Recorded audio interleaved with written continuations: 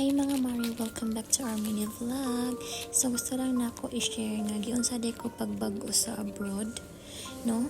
So ang tinuod na ang naanad ko mukaon na mag-inusara, mag-init sa sobrang pagkaon bisan moabot nagduha ka adlaw ang sudan basta dili pa siya panos. Kanang tulog na 4 hours, malipay na ko ana. Mo duty nga gutom, mo ulit nga kapoy, bisan lain ng pamati nimo, kailangan mo trabaho. Nakaton nga mangilad sa pamilya para di sila mabalaka na bisan dili ka okay, pero dapat imong tubag okay ra ka. Pero sa tinuod, kapoy na. Kaya sa mga kabayan ako din ha, unta ka mo pod ang mutabang sa mga kapwa ninyo mga Pilipino.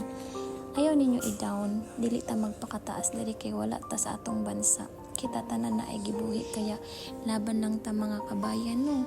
So wala lang, gusto lang ko mag-share sa akong mga naagian or na-experience din. Daghang salamat.